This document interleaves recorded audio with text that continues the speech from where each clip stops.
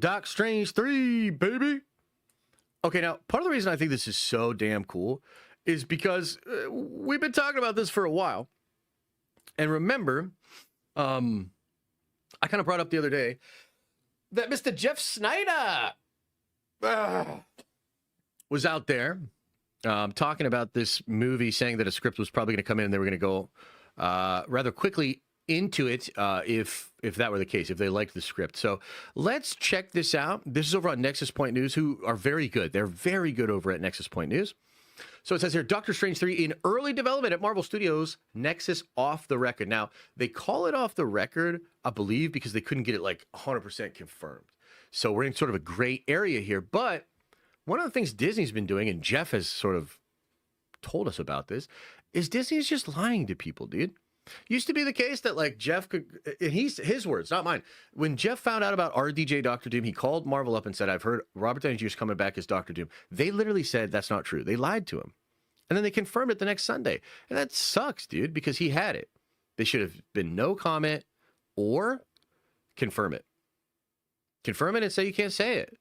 But no, what Disney started to do, and maybe this is just kind of a sign of the times, Disney started to just tell these people no, or just not confirm anything.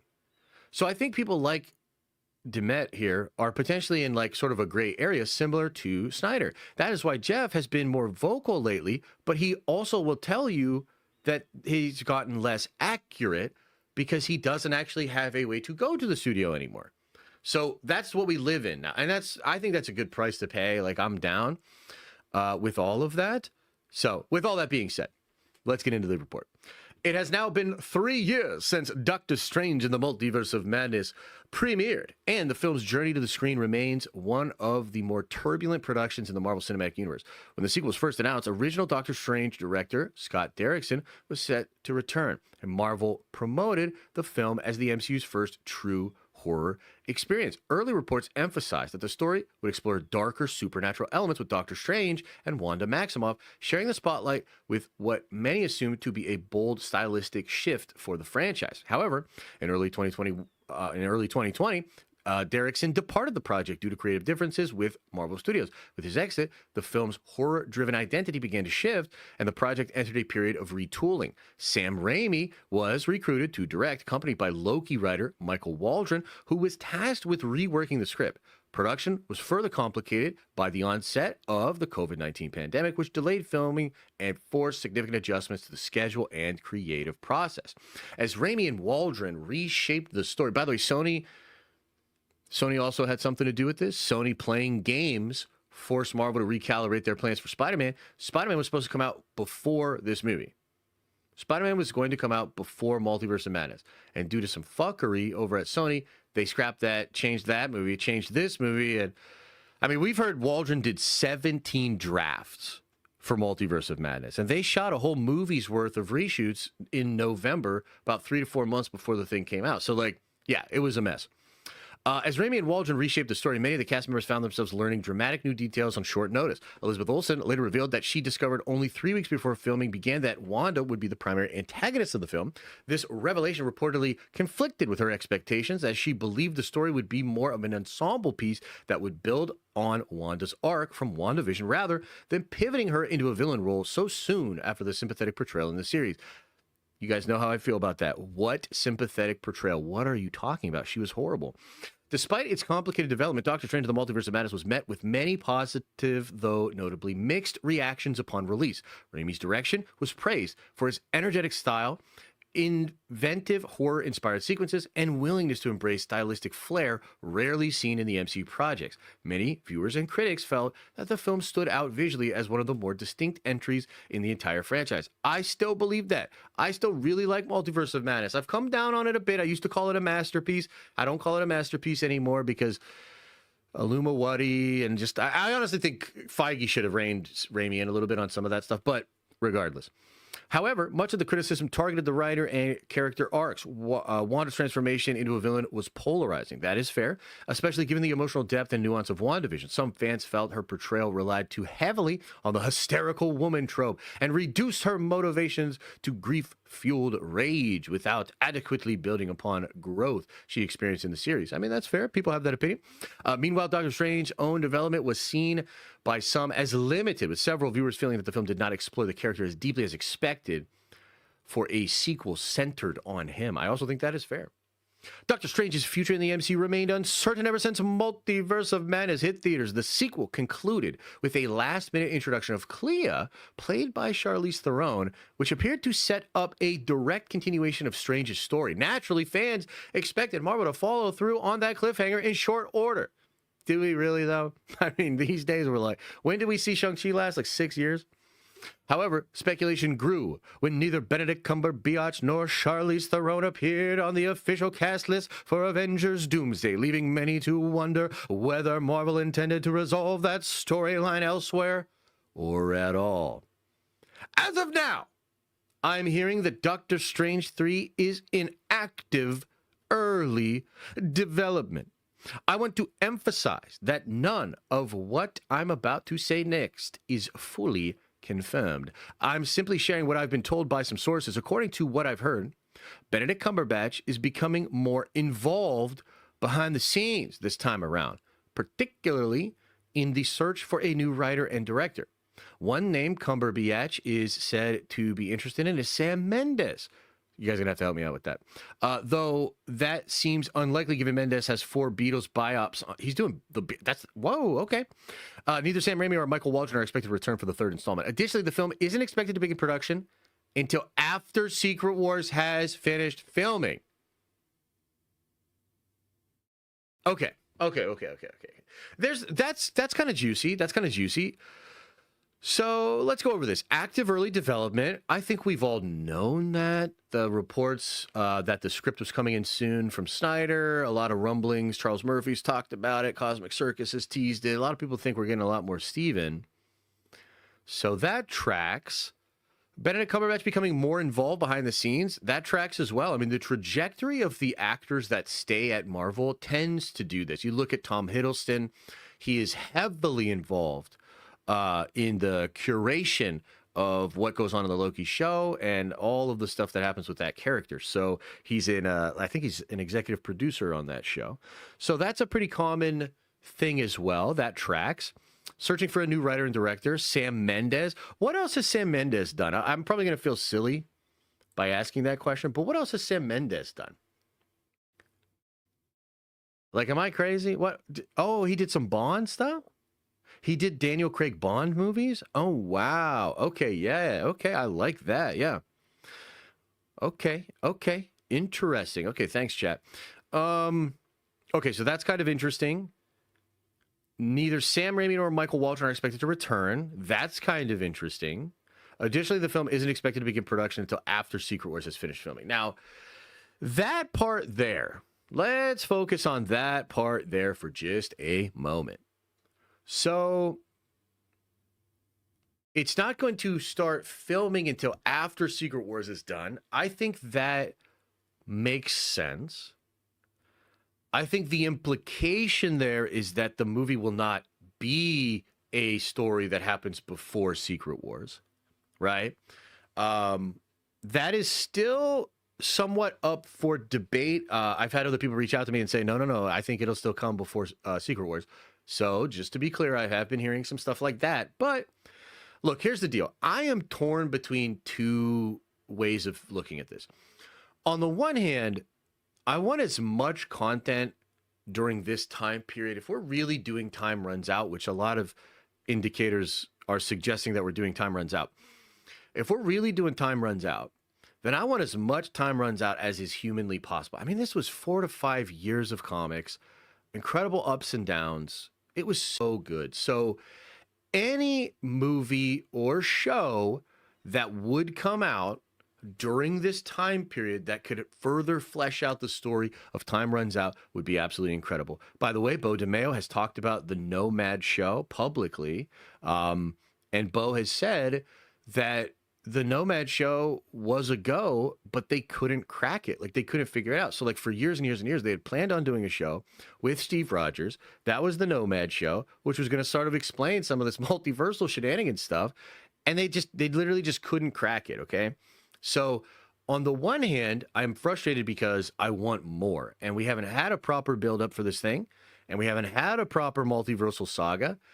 So yes, I would appreciate a Doctor Strange movie before Secret Wars. However, I am also torn because the other side of this is they need to put all the time, energy, resources, and money that they have into making Doomsday and Secret Wars what they need to be. And what they need to be is some of the most successful movies of all time. Like, that's legit, right? And we just delayed both of these films 7 months a pop. They're planning the most expensive and crazy marketing campaign of all time for the first movie. So I'm torn between, I want Doctor Strange 3 streamlined, and I want more of the Secret Wars thing. I want more of the Battleworld. I want more of Time Runs Out. I want more. But also, no more games. No more games. No more fooling around. And also, I've been really hung up on this thing that Alex said in the latest Q&A, that Marvel was forced to put things out before they were ready. And I keep coming back to this stuff that Snyder was saying about how Bob Iger would not be pleased if there was only one Marvel movie in 2027 and there was only one Marvel movie in 2026. And I'm kind of in the vibe of like, I don't give a fuck what Bob Iger thinks. You know what I mean? So maybe it's okay if we get just the wham bam, thank you ma'am, Doomsday, Secret Wars, okay?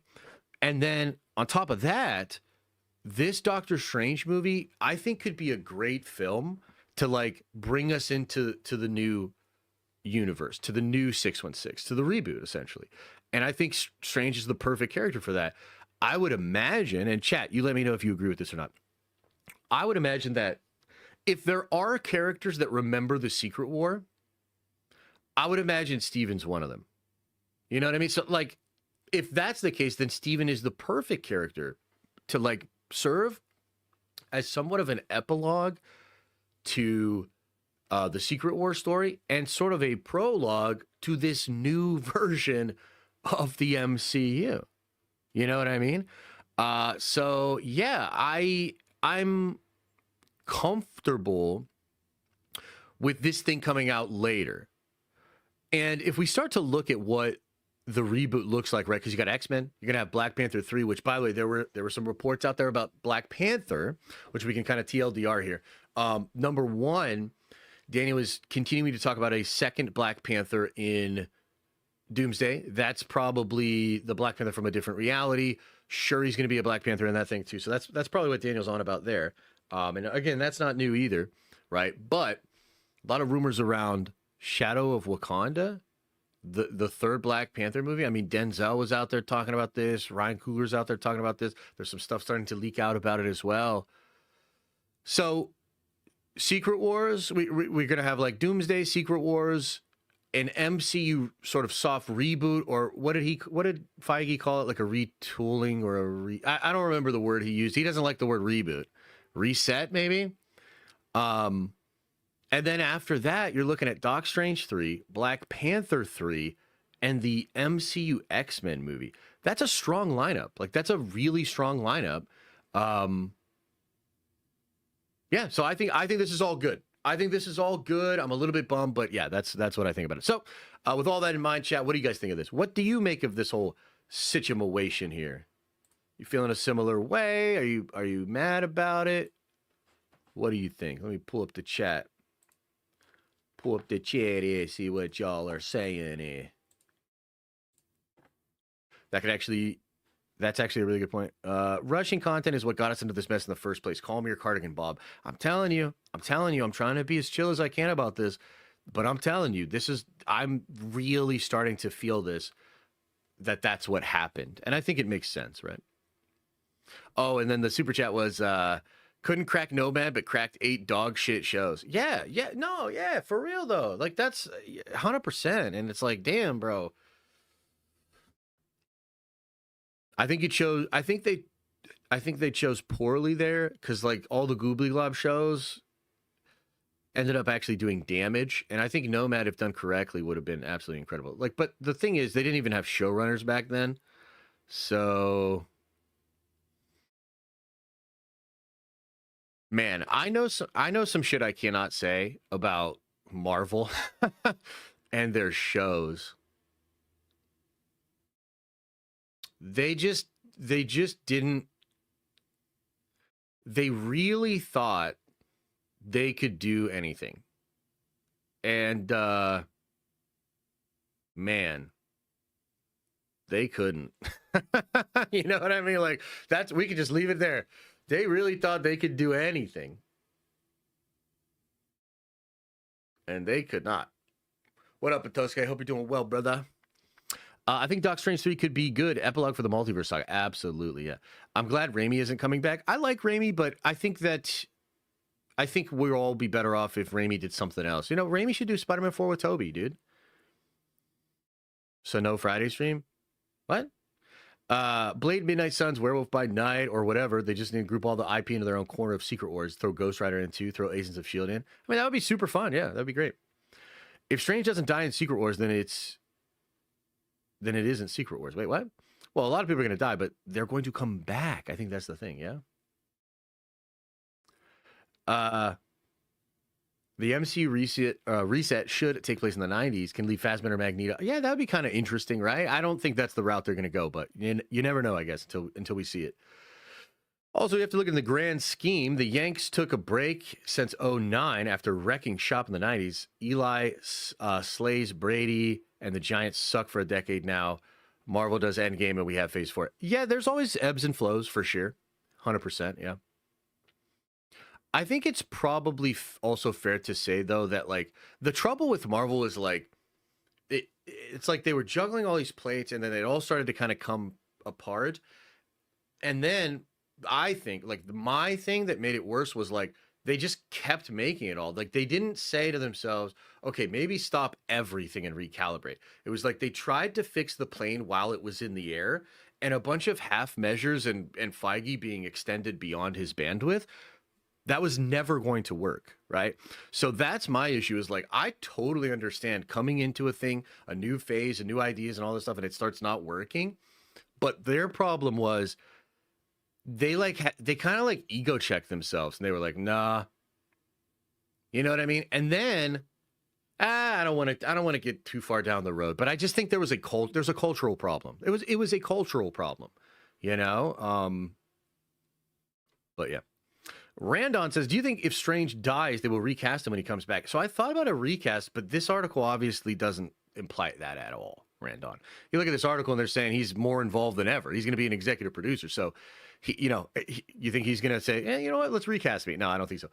Velvet says, yo, loving watching the streams. I don't know if you remember me, but I told you about F4 in May. Have you heard Chaos Space Marine by BCNR? I think it's about Warhammer. I thank you, Velvet. Appreciate you, brother.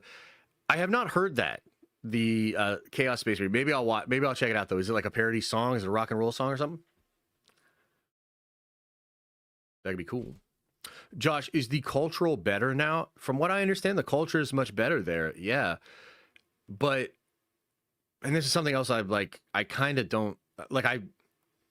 I really don't like their strategy that they did in 2025, because how am I supposed to sell you on that, right? Because, like, look, deadass, bro, you have no reason to believe me. Like, you're asking me, like, is the culture changed? I'm sitting here like, yes, it is. But the last shit they released was fucking Marvel Zombies with the girls. So how can I say that to you? Do you know what I'm saying? Like, how can you believe me? I'll tell you that's what I've heard. And I think 2025 was like, let's just get it over with. Let's, like, just get it all out of there.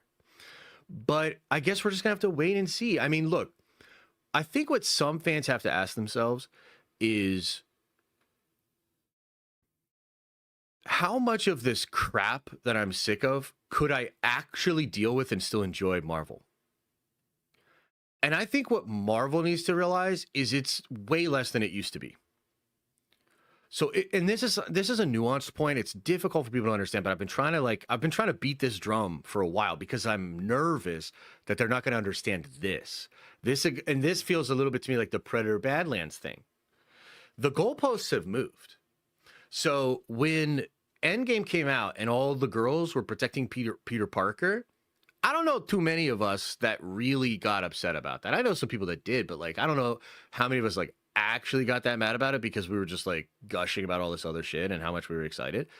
I'm just saying, like, dude, I think we've moved so far away from that you do that now, and people are going to freak out. Do you know what I mean? So,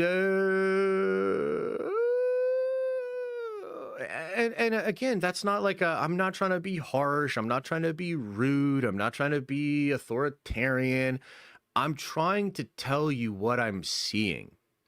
This is what I'm seeing. And at the end of the day, like if you're making commercial art, you're making art for a customer base that is already there. They already have their sensibilities. And by the way, you bought the IP. You didn't create this shit. You bought it. You bought it because the people that fucked with it heavy. So it is on you to understand your customer base. This silly idea that I'm going to educate my customers. What? No, you understand your customers. You provide for your customers. You serve your customers. Fuck out of here. I'm going to educate my customers. What? Crazy. So, in my opinion, that culture has shifted. But again, it is difficult to look you in the eye and tell you that. I understand why you don't believe it.